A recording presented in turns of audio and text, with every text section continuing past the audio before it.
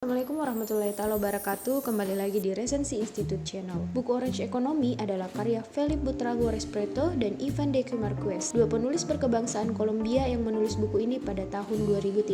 Terjemahan bahasa Indonesia buku ini diterbitkan oleh Nauro Books. Buku yang terbilang unik karena lebih menekankan konsep daripada teks konvensional ini, kemudian terbagi ke dalam 7 bab yang tersebar ke dalam 205 halaman. Apakah Orange Economy itu? Lembaga pendidikan kita kurang mengajarkan skill kewirausahaan dan gamang dalam menumbuhkan kreativitas peserta didik berdasarkan rencana masing-masing. Kita seakan dipaksa sekolah dan ditakdirkan untuk bekerja di pemerintahan atau perusahaan swasta yang seringkali tidak sesuai dengan minat dan bakat kita. Apalagi, pemerintah dan perusahaan masih menerapkan ekonomi lama yang bertumbuh pada eksploitasi sumber daya alam. Padahal ekonomi kreatif telah tumbuh 6% dari perekonomian global sejak tahun 2013. Ekonomi kreatif sendiri adalah gagasan dari John Hawkins dalam bukunya yang berjudul Creative Economics pada tahun 2001. Ekonomi kreatif atau dalam bahasa buku ini ekonomi oranye adalah ekonomi yang berdasarkan kreasi pengetahuan. Olehnya itu memiliki hak cipta. Ekonomi kreatif diantaranya adalah penelitian dan pengembangan, penerbitan, media, buku, jurnal, majalah, video game, film, teater, ragam seni, musik, audio, dan masih banyak lagi. Lalu berapa harga yang harus dikeluarkan bagi ekonomi kreatif? Tentu lebih menguntungkan dibanding ekonomi lama yang bertumbuh pada tenaga manusia dan eksploitasi sumber daya alam. Kita tahu bahwa biaya adalah jumlah dana yang dikeluarkan untuk memproduksi suatu barang dan jasa. Sementara harga adalah biaya ditambah dengan keuntungan. Harga tergantung pada berapa jumlah biaya dan jumlah keuntungan yang ingin didapatkan. Keuntungan biasanya minimal 20% dari biaya dan maksimal 2 kali lipat dari biaya. Dikarenakan biaya produksi ekonomi kreatif bertumbuh pada kreativitas manusia atau pengetahuan, maka biaya nyaris nol atau lebih murah ketimbang ekonomi konvensional. Sehingga keuntungan tentunya lebih besar dan harga lebih murah dari ekonomi lama. Itu baru biaya dan harga, belum termasuk merek,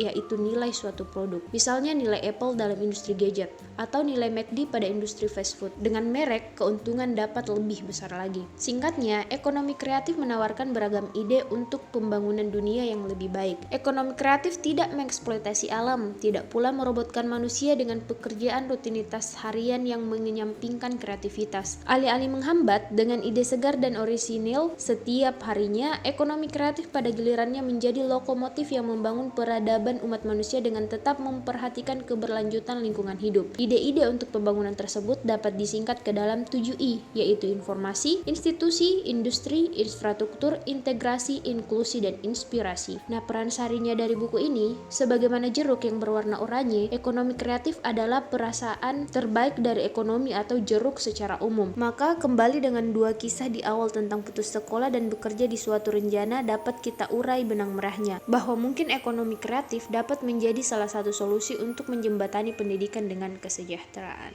Ada pertanyaan?